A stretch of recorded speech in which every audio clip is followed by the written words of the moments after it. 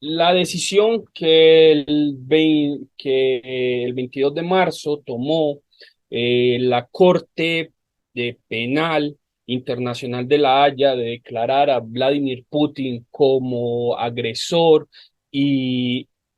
culpable de violar los derechos humanos, llevando a cabo, pues poniendo una orden de arresto en su contra,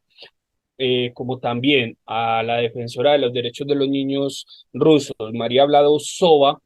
se convierte una vez más en uno de los pilares para el ataque total contra la Rusia actual, y es una de las herramientas del liberalismo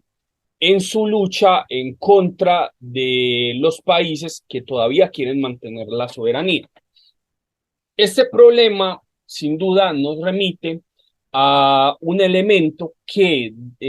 ha sido estudiado y muy reflexionado por el filósofo y jurista alemán Carl Schmitt del siglo pasado, que hizo un trabajo muy importante descifrando, por así decirlo, el lenguaje del liberalismo en contra, digámoslo así, de sus enemigos, es decir, de aquellos países o instituciones que permanecían como entidades soberanas en un mundo que estaba sufriendo ya el proceso de la globalización como tal.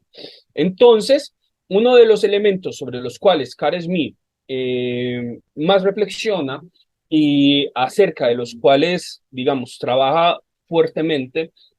dos de sus ensayos más importantes, que son el concepto de lo político y posteriormente Tierra y Mar, sin hablar pues de sus críticas en el Glosarium, que recogen varios textos que Smith escribió a lo largo de su vida de forma suelta y que hacían parte, digamos, de sus diarios de trabajo,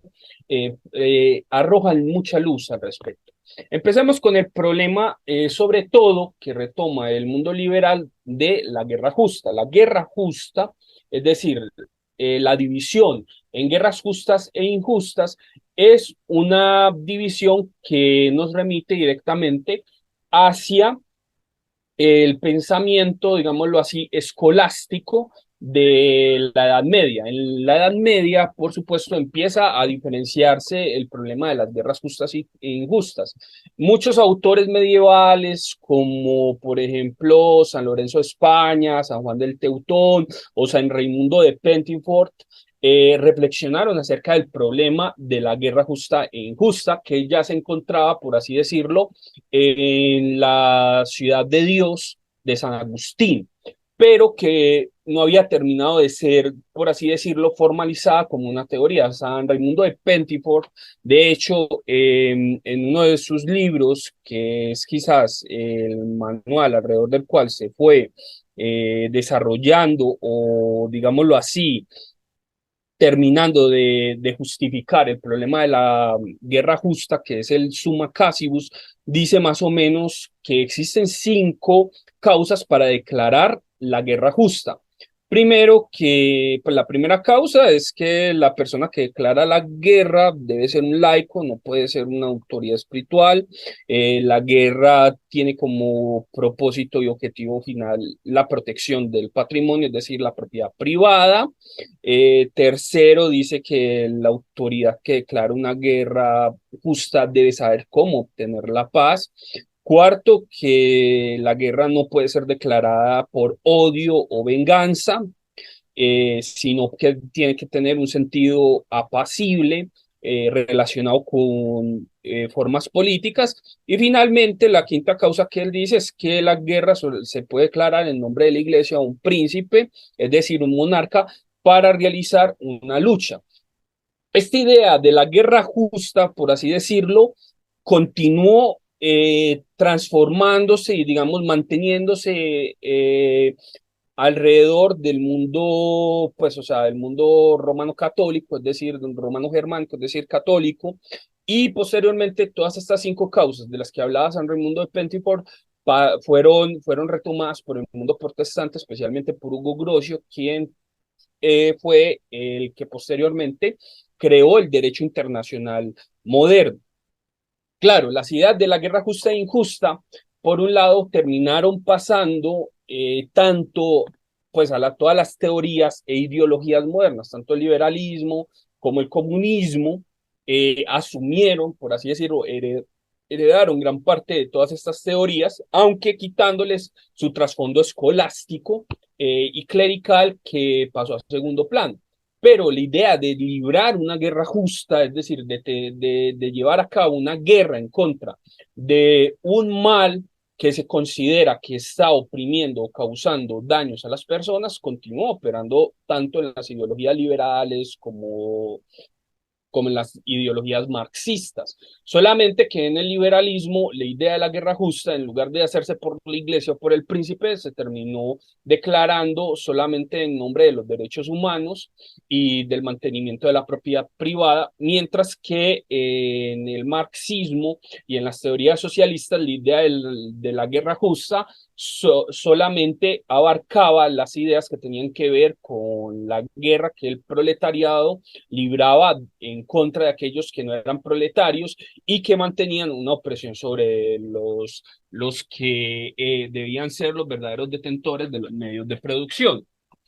Esta idea, por supuesto, continuó operando dentro de la civilización judío-cristiana y en gran parte, sobre todo en el mundo protestante, adquirió por el mismo idea, por la misma idea protestante de regresar, de retornar al cristianismo primitivo y a este cristianismo primitivo que se confundía con las mismas ideas, por ejemplo, que se tenían del Antiguo Testamento, era retornar al gobierno de los jueces, es decir, de aquellos que organizaron la sociedad judía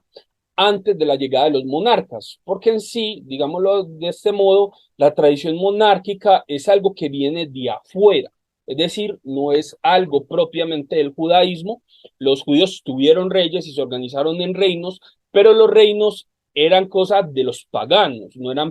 eran algo propiamente del pueblo elegido que organizaba sus instituciones alrededor del sistema de los jueces. En el Antiguo Testamento, precisamente uno de los libros se habla sobre los jueces y posteriormente sigue el libro de los reyes que habla sobre la caída en el paganismo precisamente de los judíos a partir de Salomón por ser un pueblo monárquico, es decir, por igualarse al resto de las naciones paganas. Ahora bien, esta idea resulta interesante porque las sociedades, sobre todo las sociedades protestantes, y más en concreto las anglosajonas, adoptaron el sistema de los jueces como su modelo precisamente político y social para evaluar las cosas. Fue así como a través de esta idea, por así decirlo, ya desligada de sus orígenes teológicos, o más bien secularizada, para usar el término de Max Weber y que retomaría Carl Schmitt para hablar, por ejemplo, de los medios teológicos, pues porque según Carl Schmitt, los principales conceptos políticos son en realidad conceptos teológicos fosilizados que se convirtieron, por así decirlo, posteriormente en el mundo moderno en medios alrededor de los cuales giraba realmente la política, a pesar de que habían perdido su trasfondo teológico. Este medio se convirtió actualmente, por así decirlo, en la disculpa total para llevar a cabo guerras justas precisamente contra aquellos que amenazaban, por ejemplo, todos los derechos de propiedad, todos los derechos sociales o incluso los derechos humanos y la sociedad civil, tal y como se libran las guerras actualmente. No por nada, las sociedades precisamente anglosajonas y el mundo del Atlántico Norte, es decir, de la OTAN, han declarado una y otra vez guerras justas en contra de aquellos países que, por un lado, conservan su soberanía y por el otro, se considera que no protegen los derechos humanos, atacan a sus sociedades civiles, poseen sistemas que no son democráticos o que al menos no se ajustan a las leyes de cómo se entiende la democracia en el mundo occidental, o contra actores que se considera que no hacen parte, digamos, del derecho internacional, como lo fue, por ejemplo, la guerra contra el terrorismo. Estas guerras, por supuesto, van guiadas por esta idea de los jueces que se sientan y juzgan como fuera de la ley y fuera de la humanidad a aquellos que violan los derechos civiles o las libertades de quienes supuestamente no aceptan estas ideas. Tales guerras, por supuesto, han sido libradas una y otra vez y han sido declaradas precisamente contra regímenes que han estado por fuera de estas ideas del derecho internacional. Y sus líderes, por supuesto, han sido juzgados bajo los parámetros de Occidente, porque él es al final el que pone las reglas acerca de cómo juzgar a aquellos que incumplen sus propios intereses. Por supuesto, la idea de la guerra justa e injusta en sí es una disculpa y eso se ha explicado de muchas formas para intentar dejar de lado una idea, pues, o sea, unos intereses políticos y económicos inconfesables. No por nada, digámoslo así, esta idea de la guerra justa ha sido esgrimida contra Irak, Afganistán, Libia, Siria, Sudán e Irán, y ahora actualmente contra Rusia. No debemos olvidar que, por ejemplo, la Corte Penal Internacional de la Haya había ya juzgado y declarado pues pues ya había lanzado órdenes de arresto, por ejemplo, contra dos presidentes africanos que posteriormente fueron derrocados gracias a la ayuda occidental. El primero de ellos fue Muammar Gaddafi, que la Corte Penal Internacional había llamado a arrestar después de que estallaron las protestas en contra de su régimen y que causaron pues la actual guerra civil que todavía se libra en Siria. El otro presidente que la Corte Penal Internacional ha intentado juzgar fue a Omar al-Bashir, presidente de Sudán, que era considerado como un islamista peligroso, protector de Al-Qaeda, pues del Al-Qaeda africano y de la zona de Mozambique, pues de protector de las células terroristas de esa zona, que también fue atacado. En gran parte, estas ideas, como decía Carl Schmitt, que analizó, por ejemplo, en el concepto de lo político, la idea del juicio, pues, o sea, de las naciones soberanas, pues, de las naciones que se habían reunido alrededor de las teorías del derecho internacional para condenar, por ejemplo, a las naciones que mantenían su soberanía, como lo fue en su caso, por ejemplo, la Alemania, porque Carl Schmitt como alemán reflexionó fuertemente acerca del tratamiento que había recibido Alemania antes, durante y después de la Primera Guerra Mundial. Y ahí sale, por ejemplo, el libro del concepto de lo político. Schmitt llega a la conclusión de que lo primero que intenta hacer el liberalismo por su propia naturaleza es, en un principio, despolitizar o intentar despolitizar la misma política. Es decir, primero, reducir la autoridad de los estados soberanos que dejan de ser soberanos porque deben ser incorporados dentro de un orden internacional. En gran parte este orden es económico según las realidades modernas y a través de esta incorporación al orden internacional los estados deben ir disminuyendo poco a poco sus garantías de soberanía para irse sometiendo a organismos internacionales. En ese sentido, por así decirlo, Smith hace una apreciación bastante importante al declarar que precisamente por medio de esta pérdida de la soberanía a través de la neutralización de la economía, se van creando, por así decirlo, una serie de mecanismos que él dice mismo directamente en el concepto de lo político. Él dice que empezarán a funcionar como entidades, digamos, de corte puramente ecológico, de corte puramente económico. Económico en el sentido de que van dirigidas no a la destrucción física en un primer momento de las poblaciones que son declaradas fuera de la ley y fuera de la humanidad, sino que va dirigida a destruir su sistema económico. Bloqueos, desfinanciación, retiro, por ejemplo, de las posibilidades de préstamos internacionales, medidas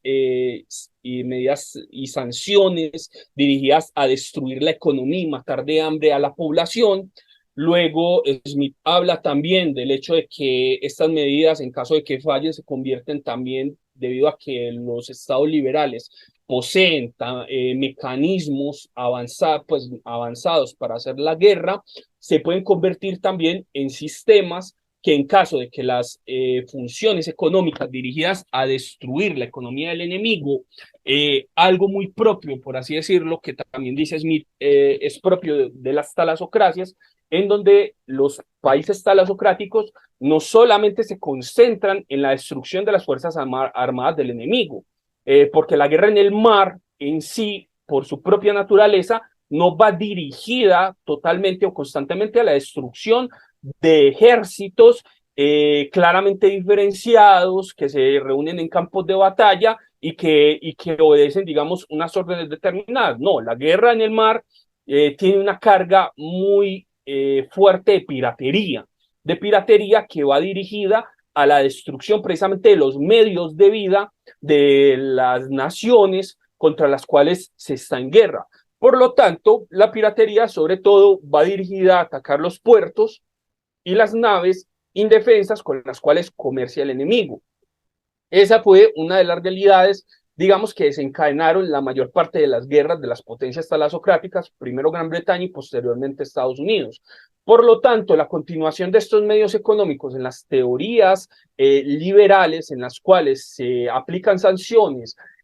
se aplica desfinanciamiento, se decomisan los bienes externos de la nación que se encuentran puestos en otras partes, van de la mano de, pues digamos, son una continuación en realidad de todas estas prácticas que se remontan a las guerras en el mar, pues a las guerras marítimas y a las guerras de piraterías que se han librado desde el siglo XVI en adelante. Por otra parte, la guerra, en el momento en que fallan, digamos, esos mecanismos de destruir los medios de vida del enemigo, va dirigido a la destrucción real del enemigo, asesinándolo, pero llamando a estas luchas no guerras, sino acciones policiales, formas de intervención humanitaria, ataques por ejemplo, o protección de los derechos humanos, de las realidades civiles. Por supuesto, Smith, el libro de El concepto de lo político, lo escribe en 1929, reflexionando sobre la guerra, sobre la Primera Guerra Mundial. Él reflexiona acerca de todo lo que le sucedió a Alemania durante la Primera Guerra Mundial, que fue sometida primero a estas privaciones económicas y posteriormente a una lucha frontal que no era una guerra abierta como había sido practicada en Europa durante siglos después del Tratado de Westfalia, sino más bien a lo que se consideraba como una acción policial en contra de un Estado autocrático, la Alemania guillermina, demasiado prusiano, demasiado militarista, que tenía que ser frenado por cualquier medio necesario para evitar su expansión y la posibilidad de que se convirtiera, digámoslo así, en una amenaza para las plutocracias democráticas occidentales, sobre todo, en su caso, es Francia e Inglaterra, en su momento. Resulta increíble que todas estas teorías que analizó Smith en un libro de 1929 son precisamente las mismas etapas que ha seguido la guerra en Ucrania, pues la guerra de Occidente contra Rusia debido a su invasión de Ucrania. Nosotros precisamente vimos al principio de la guerra la desconexión total económica que hizo Occidente en contra de la economía rusa para hundirla. Como esto falló, se ha llevado a cabo una suministro constante de armas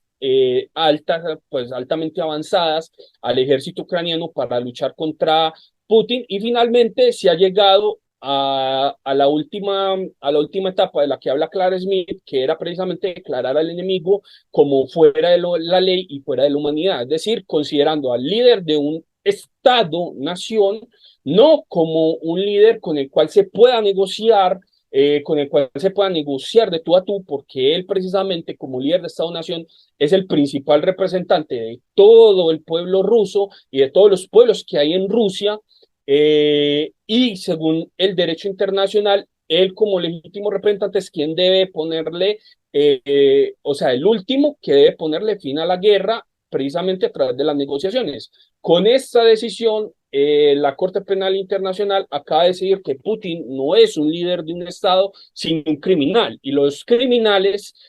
no son gente con la que se negocia, sino gente que se la destruye y se la mata, que se la encierra o se la eh, pone en tela de juicio precisamente para condenarlo. Con todo esto vemos, por supuesto, el fin en Occidente de la Escuela de las Relaciones Internacionales Realistas, que precisamente hablaba de la anarquía internacional en donde todos los estados podían ser soberanos y todos podían declarar guerra o no a sus estados vecinos cuando quisieran, y el ascenso de la teoría liberal de las relaciones internacionales, donde los líderes de los estados no son soberanos, sino que son más bien representantes que pueden ser sometidos al juicio de instituciones a las que ni siquiera ellos mismos están afiliadas o aferradas porque sus estados nacionales no han firmado ni siquiera pactos o tratados para someterse a esas instituciones internacionales. Con ello queda socavado totalmente el orden de la soberanía de los estados y vemos cómo el liberalismo entra en una nueva fase de agresividad en contra de las naciones que no están dispuestas a arrodillarse, que defienden su soberanía y que tienen sus propias ideas acerca de la humanidad, el derecho, la justicia, pero que ahora tales ideas deben ser descartadas en nombre de un único sistema penal que es global y que debe ignorar todas las particularidades de cada uno de sus actores en nombre de un solo sistema internacional. Así que con eso vemos pues una mutación total o una continuación más bien de un proceso que en Occidente había empezado a gestarse ya con el nacimiento de la modernidad, la idea de crear una república universal para llevar a cabo juicio de aquellos que no estuvieran a favor de la humanidad,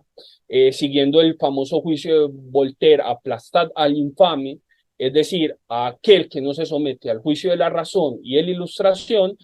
y que hoy en día se ha convertido, por así decirlo, en la máxima del campo de concentración digital global que hoy en día está construyendo el mundo Atlántico Norte, es decir, Europa Occidental y América Septentrional en contra del resto de la humanidad.